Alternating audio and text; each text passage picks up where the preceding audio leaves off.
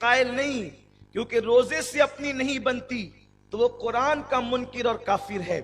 اسی طرح قرآن میں اللہ نے جہاں نماز روزے کو فرض کیا، وہیں پر اہل بیت کی محبت بھی فرض کی، اور اس پر قرآن کی آیت ہے لا اسألکم علیہ اجرا، حبیب کہہ دے کہ میں تم لوگوں سے کوئی اجرت نہیں مانگتا، الا المودۃ فی القربى، محبت کا سوال کرتا ہوں کہ تم میرے خاندان والوں سے محبت کرو۔ پوچھا صحابہ نے، آپ سنتے رہتے ہیں، صرف وہ بھولا ہوا سبق یاد دلانا ہے، آقا کس کس سے محبت کریں آپ کے خاندان میں؟ تو آپ نے خاص طور پہ جن کے نام لیے، یوں تو ہر ایمان والے خاندان کے ہر فرد سے جو ایمان والا ہے محبت فرض کی گئی، لیکن جن کے لیے خصوصی تاکید آئی، فرماتے ہیں فاطمہ، علی، حسن، حسین اور قیامت تک ان کی جتنی اولاد ہے ان سب کی محبت تم پہ فرض کی گئی۔ امام شافعی کہتے ہیں کہ اے رسول کی اہل بیت، تم لوگوں کی محبت کو اللہ نے قرآن میں ہم پہ فرض کیا، اور مزید فرماتے ہیں کہ اس وقت تک کہ ہماری نمازیں مکمل نہیں ہوتی جب تک کہ ہم نماز میں اہل بیت پہ درود نہ پڑھ لیں۔ نماز میں اہل بیت پہ جب یہ آیت نازل ہوئی، ان اللہ وملائکتہ یصلون علی النبی یا ایھا الذین آمنوا صلوا علیہ وسلموا تسلیما، اللہم صل علی سیدنا ومولانا محمد معدن الجود والکرم والہ الکرام اجمعین، صلاۃ و سلام علیک یا رسول اللہ۔ بے شک اللہ اور اس کے فرشتے درود بھیجتے ہیں اس غیب بتانے والے نبی پر، لہٰذا اے ایمان والو تم بھی خوب کثرت کے ساتھ اس نبی پر درود بھیجو اور ان کے شایان شان سلام بھیجو۔ اللہ نے جب یہ آیت نازل فرمائی اپنے حبیب پر کہ حبیب ایمان والوں سے یہ خطاب ہے کہ اللہ بھی درود بھیج رہا ہے اور فرشتے بھی درود بھیج رہے ہیں، تو محبوب کے غلاموں اب تمہاری ذمہ داری اللہ نے تم پہ لازم کیا ہے کہ تم بھی نبی میں درود بھیجو اور ان کے شایان شان سلام ان پہ پڑھو، ان پہ سلام بھیجو۔ تو اس وقت صحابہ آئے، عرض کیا یا رسول اللہ ہم آپ پر کیسے درود پڑھیں؟ آقا فرماتے ہیں خبردار ادھورا درود مجھ پہ نہ پڑھنا، یہ مت کہا کرو اللہم صلی علی محمد، اتنا نہیں کہنا، بلکہ اس درود سے میں خوش ہوتا ہوں جس درود میں میرے ساتھ میری اولاد پر بھی درود پڑھا جاتا ہے، میری اہل بیت پر بھی درود پڑھا جاتا ہے، اس لیے یوں درود پڑھا کرو اللہم صلی علی محمد وعلی آل محمد، اور اس کے بعد مکمل درود تعلیم فرمایا گیا۔ حضور وہ درود بھی قبول نہیں کرتے جو اہل بیت کو ہٹا کر کے پیش کیا جائے، آقا کریم کی بارگاہ میں تو وہی درود قبول ہوتا ہے جو اہل بیت کی محبت کے ساتھ پیش کیا جاتا ہے۔ تو اہل بیت ہماری کتنی بڑی ضرورت ہے، اہل بیت ہمارے لیے کتنا لازمی اور کس قدر عظیم سرمایہ ہے کہ ہم اس کو ترک نہیں کر سکتے، اور جو اسے ترک کرے گا اس کو ایمان ترک کرنا پڑے گا، اور ایمان اس کے پاس موجود رہ ہی نہیں سکتا جو اہل بیت سے کنارہ کش ہو جائے۔ میرے پیارے آقا علیہ السلام کے پیارے دیوانوں، صرف 2 روایتیں پڑھ کر اپنے عنوان کی طرف آنا چاہتا ہوں تاکہ تمہیں پتا چلے یہ صرف نہیں کہ ہم آپ کو داستان کربلا سنا کے بھیج دیں، یہ دل کے بہلانے کی محفلیں نہیں ہیں، یا اللہ اکبر، یہ محفلیں صرف روایتی نہیں، رسمی نہیں، مقصد سمجھو ذکر حسین کا، ذکر کربلا کا، اہل بیت کا، تاکہ تمہارے دلوں کے اندر نس نس میں عشق رسول سما جائے، آل نبی کی محبت سما جائے، اور تمہیں پتا چلے کہ جس حسین کا تم ذکر کر رہے ہو وہ حسین کس بلندی پر ہے، اور یزید جس نے امام علی مقام کو ان کے خاندان کے ساتھ شہید کروایا وہ پلید کس گندگی میں ہے۔ اس لیے کہ مارکہ کربلا اب اس معاذ اللہ اس کا حقدار نہیں کہ اس پر اب مناظرے ہوں، اس پہ بحثیں ہوں کہ کون حق پر ہے۔ میں بات بس اتنی کرتا ہوں کہ جو لوگ یزید سے ہمدردی رکھتے ہیں ان سے میرا ہاتھ جوڑ کر کے سوال ہے کہ حدیث قسطنطنیہ پڑھ کر کے یزید کو جنت میں گھسیڑنے والے یا یزید کو صحابی کا بیٹا کہہ کر اس کے بارے میں قوم کے اندر نرمی پیدا کرنے والے، بس ہاتھ جوڑ کر اتنا سوال ہے کہ کوئی ایسی حدیث مرفوع لا کر کے بتاؤ جو حسین کی شان میں ہے، ایسی کوئی حدیث یزید کی شان میں لا کے بتاؤ، حسین کی شان میں ایک نہیں۔ یہ حدیث کا چھوٹا سا طالب علم جب سیاہ ستہ لے کر کے بیٹھے گا تو انشاءاللہ قرآن کی ایک نہیں درجنوں آیتیں حسین کے لیے پڑھ کر کے سنائے گا اور حدیث بھی پڑھ کر کے سنائے گا۔ لیکن ایک حدیث جو پڑھتا ہوں جو سیاہ ستہ کی ہے، آقا فرماتے ہیں الحسن والحسین سید شباب اہل الجنہ، میرا حسن اور حسین جنتی جوانوں کے سردار ہیں۔ کوئی ایک روایت یزید کے لیے صرف جنت کا سردار نہیں، جنت کا صرف جنتی ہونے پر ایسی مرفوع روایت لے کر کے آؤ، کوئی نہیں لا سکتا۔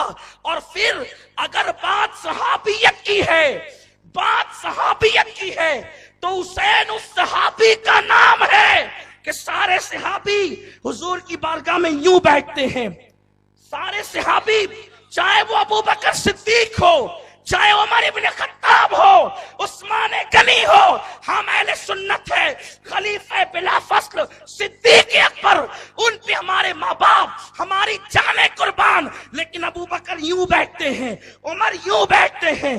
عمر کا ادب یہ ہے کہ اللہ اکبر۔ اویس کرنی نے پوچھا عمر تم نے بار بار دیکھا، ذرا بتائیں نا حضور کیسے تھے؟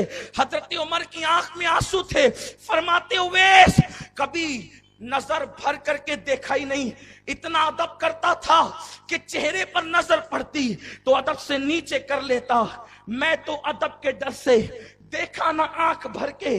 کیفیت یہ تھی، اس لیے بتا نہیں سکتا کہ بھویں ملی تھی کہ الگ الگ تھی، نظر پڑتی تو نور کی کرنیں نظروں کو پھیر دیتی۔ وہ ابو بکر امت کا امام یوں بیٹھتا ہے، اور جب آیت نازل ہوئی لا ترفعوا اصواتکم فوق صوت النبی کہ نبی کی بارگاہ میں آواز اونچی نہ کرنا، تو حضرت ابو بکر منہ میں پتھر لے کر آتے تھے۔ یہ سب صحابہ ہیں، عظیم ہیں، لیکن اب میں اس صحابی کا خطبہ پڑھتا ہوں کہ جو یوں نہیں بیٹھتا تھا، جب آتا تھا تو داڑھی سے کھیلتا تھا، جب آتا تھا تو سینے پہ پیر رکھتا تھا، جب آتا تھا تو سینے پہ پیر رکھتا تھا، جب آتا تھا تو کندھوں پہ چڑھتا تھا، جب آتا تھا تو پیٹھ پر حالت نماز میں بیٹھ جاتا تھا، اور اس کے لیے سجدے طویل کر دیے جاتے تھے۔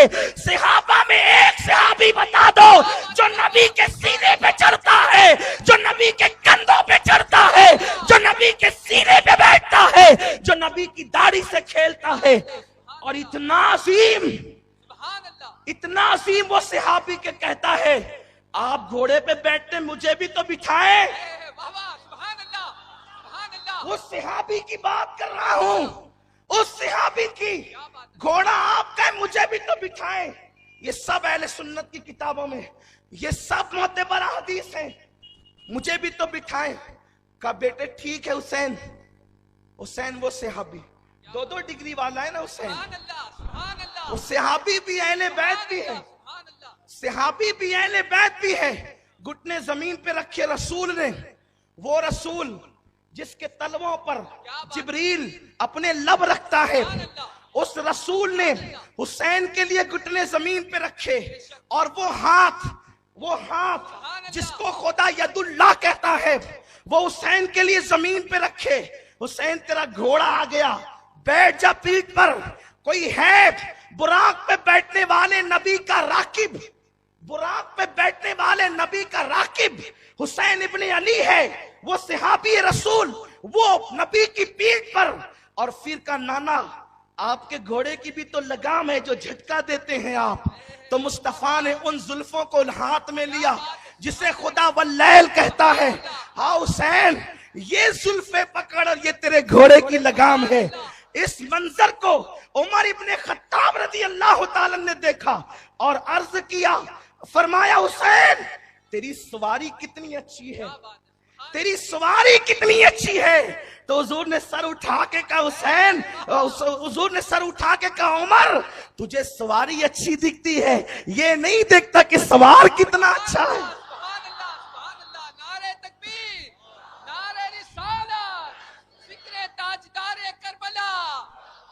اللہ سبحان اللہ. ہماری کربلا کی محفل عظمت صحابہ اور عظمت اہل بیت دونوں کو ساتھ ساتھ لیے ہوئے ہیں، کیونکہ ہمارے امام نے کہا ہے اہل سنت کا ہے بیڑا پار، اصحاب حضور نجم ہے اور ناؤ ہے، اطرت رسول اللہ کی. ہمارے ہاتھ میں اللہ نے دو ہاتھ اسی لیے دیے ہیں، اللہ نے دو ہاتھ اسی لیے دیے ہیں کہ ایک میں اہل بیت کا دامن دیا، ایک میں صحابہ کا دامن دیا. بات دور نہ نکلے تو میں نے کچھ حدیثوں کے مفہوم پیش کیے. آپ نہیں کہنا یزید کے متعلق بات ہی نہیں کرنا، اور اگر بات کرنا ہے تو پھر حدیث ہم تک لانا. یزید کا نام لے کر حضور نے کہیں جنتی کہا ہو تو، اور جو حدیث قسطنطنیہ ہے اس میں تو قسطنطنیہ کا بھی نام نہیں ہے. قیصر روم رسول نے فرمایا ہے، روم کے شہر پر آقا نے فرمایا ہے نا سرکار مدینہ آقا فرماتے ہیں مدینہ قیصر، قیصر کا شہر. حضور علیہ السلام نے قیصر کا شہر کہا ہے.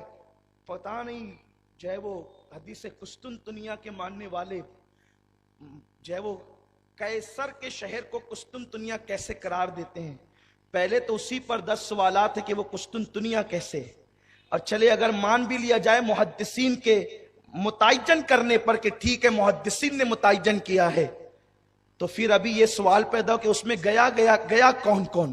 اس طرح کے معاملات ہیں. لیکن حسین تو بالکل کلیئر ہے، اتنا کلیئر ہے حسین کہ قرآن کہتا ہے مرج البحرین یلتقیان بینہما برزخ لا یبغیان فبأی آلاء ربکما تکذبان یخرج منہما اللؤلؤ والمرجان. کہتے ہیں لوگ کہاں ہے صحابہ، کہاں ہے اہل بیت کی تعریف قرآن میں. ہم کہتے ہیں سید المفسرین ابن عباس سے پوچھ یہ کون ہے مرج البحرین کون ہے، تو ابن عباس کہتے ہیں یہ دو دریا میں ایک دریا طہارت اور پاکیزگی کا دریا ہے جس کا نام فاطمہ بنت محمد ہے، اور دوسرا دریا دریائے ولایت ہے جس کا نام علی ابن ابو طالب ہے. جب یہ دو دریا ملتے ہیں تو قرآن کہتا ہے کون کون سی نعمت کو جھٹلاؤ گے، او جھٹلانے والو جھوٹو کون سی نعمت کو جھٹلاؤ گے، کس نعمت کو جھٹلاؤ گے. یہ وہ نعمت ہے جس کے صدقے نعمتیں ملی ہے. یہ نعمت وہ ہے نعمت کبریٰ، ساری نعمتیں. پھر فرماتے ہیں جب دریا ملتے ہیں تو کوئی نتیجہ نکلتا ہے. میرا اللہ فرماتا ہے یخرج منہما اللؤلؤ والمرجان، پھر اس سے لولو اور مرجان نکلتے ہیں. اس کا ترجمہ اردو دا طبقہ یہ کرتا ہے کہ لال موتی اور ہرے موتی نکلتے ہیں. لال موتی سے مراد میرا حسین ہے، ہرے موتی سے مراد حسن مجتبی ہے. یہ مفسرین ابن عباس کا گھر کوئی بریلی میں نہیں تھا، ابن عباس مدینے میں رہتا تھا، جس کو گھٹی دی تھی رسول اللہ صلی اللہ علیہ وسلم نے، اور عرض اللہ کی بارگاہ میں عرض کی تھی اللہم یفقہہ فی الدین، اللہ اسے دین کی سمجھ عطا فرما. اور صحابہ تو کہتے ہیں کہ جب ابن عباس کی تفسیر تجھ تک پہنچ جائے تو تجھے اسی پر اکتفا کر لینا چاہیے. بہرحال یہ ایک الگ عنوان ہے. عرض یہ کر رہا تھا دیکھو حضور نے محبت کی، اور بلکہ ایک مقام پر تو حضور نے مولا حسین کو اٹھا کے کہا اللہ میں حسین سے محبت کرتا ہوں، تو بھی اس سے محبت فرما، اور جو میرے حسین سے محبت کرے ان سے بھی تو محبت فرما. انشاءاللہ یہ سلسلہ چلتا رہے گا. جو 2 روایتیں پڑھنی تھی اب اس میں سے ایک کو چھوڑ دیتا ہوں، صرف ایک روایت پڑھتا ہوں اور اپنے عنوان کی طرف چلتا ہوں. حضرت مولا حسین کا ابھی جو ہے وہ عمر کا 3 سال ہے، 3 یا 3.5 سال کی عمر ہوئی ہے. آقا کریم صلی اللہ علیہ وسلم کی بارگاہ میں جیسا کہ میں نے ابھی حدیث کا مفہوم پیش کیا، آتے ہیں دوڑ کر، کبھی حضور کی داڑھی میں انگلیاں کرتے ہیں اس طریقے سے، کبھی حضور کا بٹن کھول لیتے ہیں اور بٹن کھول کر کے سینے کے اندر منہ ڈالتے ہیں. اللہ اکبر، حسین تو کیا کیا سونگتا ہے، یہ تو تیرا اپنا سونگنا ہی عجیب ہے. اللہ اکبر، حضور کے سینے مبارکہ کے بٹن کھول لیتے ہیں اور اس میں اپنا جو ہے وہ چہرہ داخل کرتے ہیں. بلکہ حدیث میں یہ بھی آیا ہے، یہ تو سیاہ ستہ کی روایت ہے، کہ جب امام علی مقام مسجد میں آ جاتے اور حضور نماز میں ہوتے، توجہ فرمائیں، بات نکلتی جا رہی ہے مولا حسین کے فیضان سے تو بات آگے بڑھتی جائے گی. اللہ اکبر. مسجد میں آتے ہیں, نبیوں کا امام نماز پڑھ رہا ہے. کون؟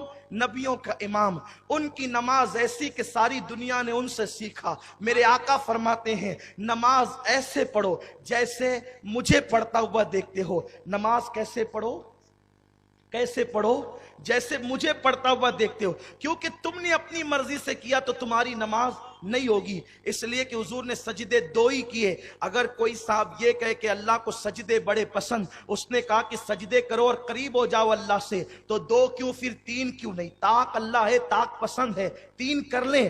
اللہ فرماتا ہے نہیں قبول, تیری نماز ہی خطرے میں, کیونکہ حبیب نے 2 کیا تو تجھے بھی 2 کرنا ہے, تیسرا نہیں کر سکتا.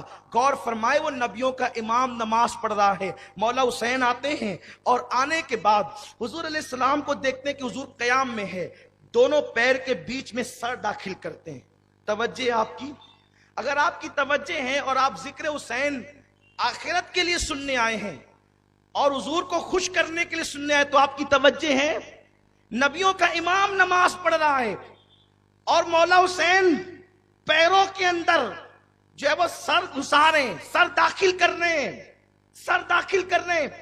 حضور صلی اللہ علیہ وسلم کے پیروں میں سر مبارک نہیں جاتا تو وہ داخل کر رہے ہیں. اس کا مطلب یہ ہے کہ حضور جب نماز میں کھڑے ہوتے تو پیر ایسے رکھتے کہ اگر بچہ بھی سر گھسائے تو سر داخل نہ ہو, بچہ بھی سر داخل کرے تو داخل نہ ہو. وہ نظرات سے بہت مؤدبانہ گزارش ہے, کیونکہ حضور علیہ السلام کی نماز نماز نبوی ہے.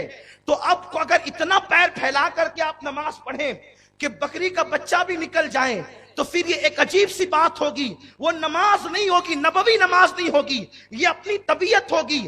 بات جب میں سیاستہ کی پڑھ رہا ہوں, کیونکہ آقا کریم صلی اللہ علیہ وسلم نے فرمایا نماز ایسے پڑھو جیسے مجھے پڑھتا ہوا دیکھتے ہو. تو سیاستہ تو یہ کہہ رہی ہے حسین سر ڈال رہے ہیں لیکن سر جاتا نہیں. تو اب نبی نے کیا کیا؟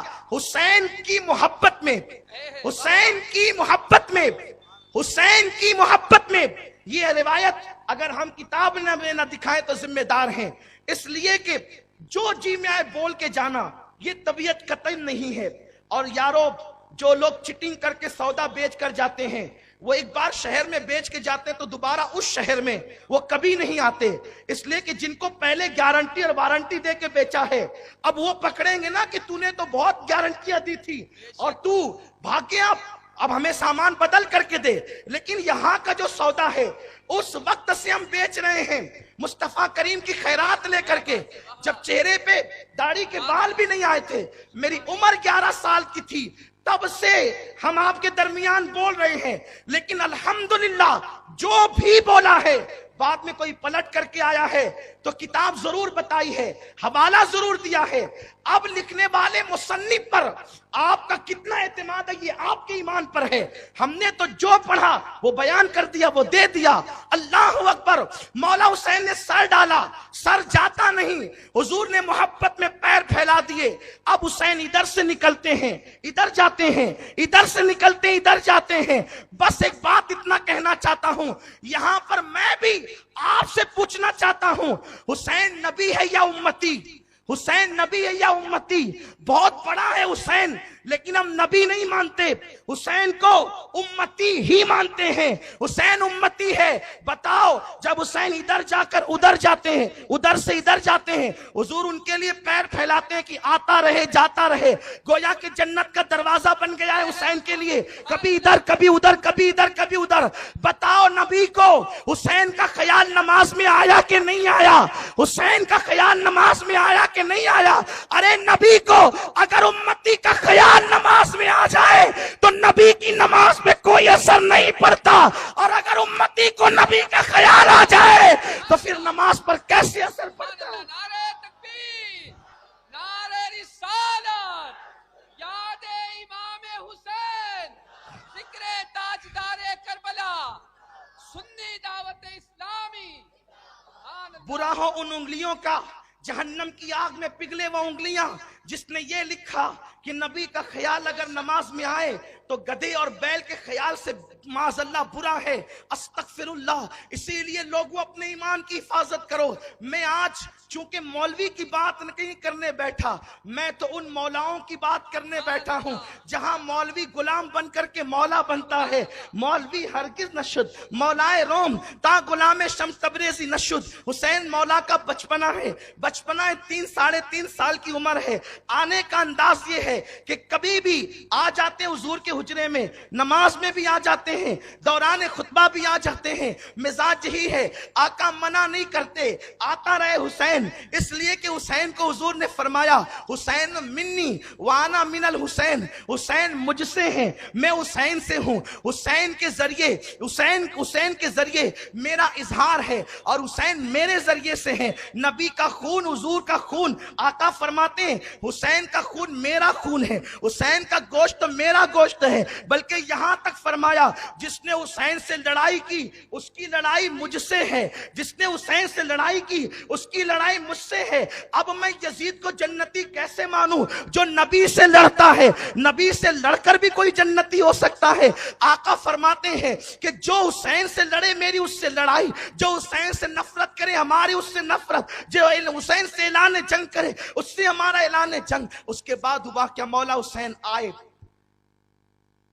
آ کر گود میں بیٹھے، وہی داڑھی حضور کی، وہ داڑھی مبارک، خط حال ماں زلف ابر اجل، وہ مبارک خط، قربان جائیں کالی کالی داڑھی پر گورا گورا وہ خوبصورت گلابی رنگت والا چہرہ یوں لگتا تھا۔ حضرت ابی حالہ یوں کہتے ہیں جیسے کسی نے آبنوشی رحل پر چاندی کا قرآن رکھ دیا ہو۔ حضور کا چہرے انور یوں لگتا تھا۔ آئے، داڑھی میں ہاتھ ڈالا، کپڑے کے بٹن کھولے، اور حضور کے صحابہ میں ایک صحابی ہیں جو بہت خوبصورت تھے۔ حضور کا تو ہر صحابی ہمیں خوبصورت لگتا ہے، اس لیے کہ ہم جلد نہیں دیکھا کرتے، ہم دل دیکھا کرتے ہیں۔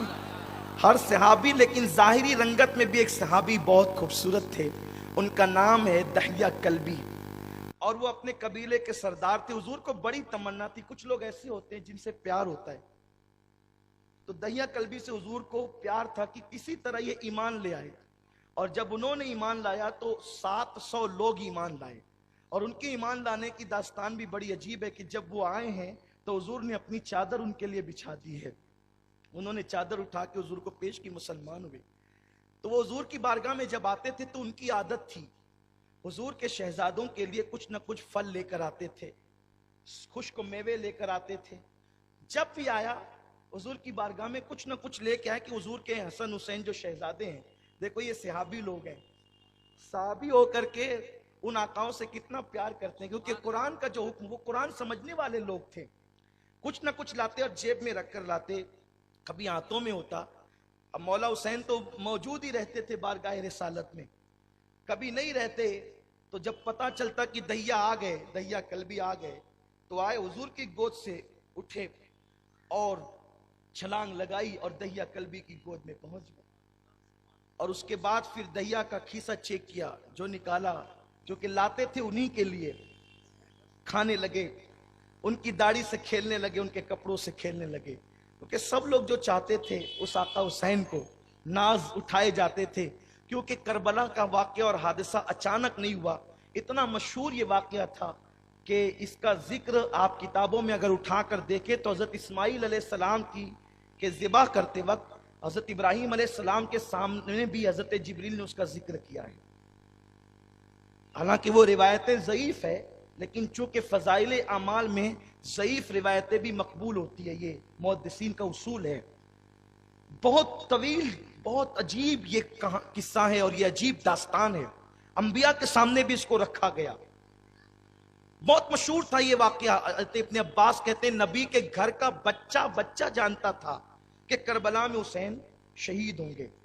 اب دحیہ کلبی آتے ہیں، مولا حسین کی عادت کریمہ ہے کہ انہیں نوازنے کے لیے ان کی گود میں جاتے ہیں۔ اب اللہ اکبر، نبی کا شہزادہ دحیہ کلبی کی گود میں آ جائے تو دحیہ کلبی کے تو دل کی کلی کلی کھل جاتی تھی۔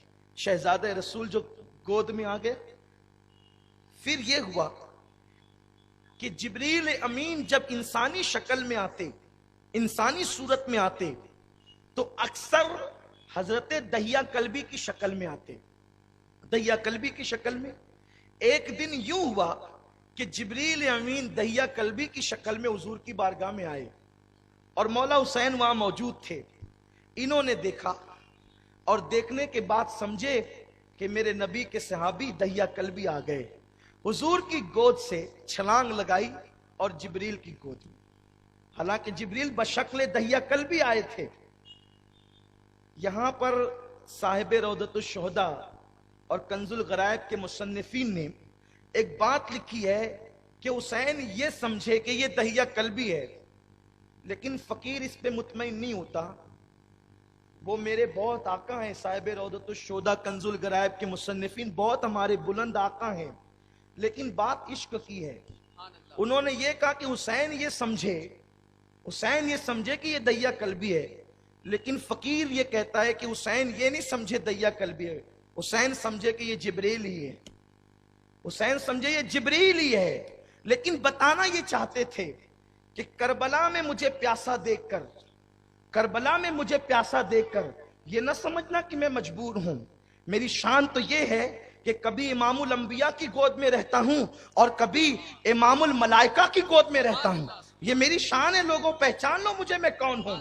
وہ جانتے تھے کہ یہ جبریل ہے، اس لیے کہ حسین کیا جانتے تھے یہ نہ جانتے تھے، نہ میں فیصلہ کر سکتا ہوں نہ آپ، لیکن بات عشق کی ہے تو عشق پھر بولتا ہے اپنے انداز سے۔ اگر آپ کو قبول ہے تو لے لیں اس کو، ورنہ روضۃ الشہداء کے مصنف کی جو بات تحریری ہے کہ وہ دہیہ کلبی سمجھے، چلو ٹھیک ہے وہی سمجھے۔ وہاں جا کر کے جبریل کی داڑھی سے کہ یہ دہیہ کلبی ہے کھیلنے لگے، جیب میں ہاتھ ڈالنے لگے، تو حضور نے بڑھ کر مولا حسین کو اپنی گود کی طرف کھینچا۔ اس کو یوں تصور کرے، کبھی کبھی ایسا ہوتا ہے نا کہ اپنے بچے کسی کے موبائل کو ہاتھ لگاتے ہیں، موبائل قیمتی ہے تو ہم اس کو بات کرتے کرتے ادھر سمیٹتے، ادھر آ جا، تاکہ مہمان کو احساس بھی نہ ہو اور ہم اس کو اپنی طرف سمیٹ لیں۔ اس کو یوں تصور کر لیں کہ ادھر دہیہ کلبی سمجھ کر بقول صاحب روضۃ الشہداء کے داڑھی سے کھیل رہے ہیں، جیب میں ہاتھ ڈال رہے ہیں، اور حضور باتیں کرتے کرتے جبریل سے مولا حسین کو ادھر سمیٹ رہے ہیں، اس لیے کہ آقا چاہتے ہیں کہ یہ جبریل ہے، سید الملائکہ ہے، اس کی عظمت ہے، اس کی بزرگی ہے۔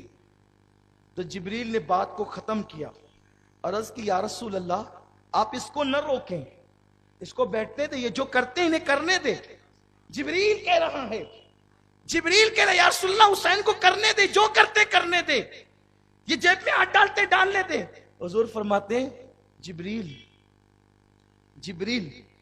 یہ میرا حسین دہیہ کے ساتھ ایسا کرتا ہے تو تمہارے ساتھ بھی ایسا کر رہا ہے، اس لیے میں اس کہا حضور کوئی بات نہیں، آپ اسے رہنے دیں۔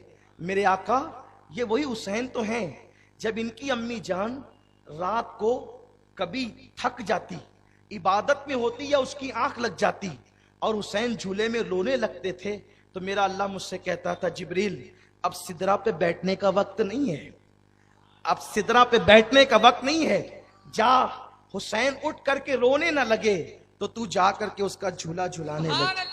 حضور میں اس کا جھولا جھلانے آتا ہوں، اگر یہ آج میری گود میں کھیل رہا ہے تو حضور آپ اسے منع کیوں کرتے ہیں؟ وہ ہے مولا حسین، فرشتوں کا سردار جس کا جھولا جھلاتا ہے، فرشتوں کا سردار جسے رونے سے چپ کراتا ہے، وہ مولا حسین کی ذات ہے۔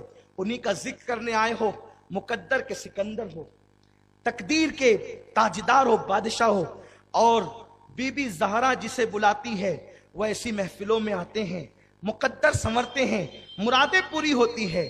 کل کی گفتگو میں ہم یہاں تک پہنچے تھے کہ یزید نے ولید کو، مدینہ منورہ کے حاکم کو خط لکھا کہ حسین سے بیعت لے لو، ابن عمر سے لے لو، ابن ابو بکر سے لے لو، ابن زبیر سے لے لو، لیکن حسین کے لیے بہت چستی کرنا، کیونکہ ان کی شخصیت بہت زیادہ اثر انداز ہے۔ اور کل آپ سن چکے یہ بات کہ مولا حسین نے کہا کہ میں ایسے چھپ کر بیعت نہیں کرتا، اگر بیعت یزید کی بات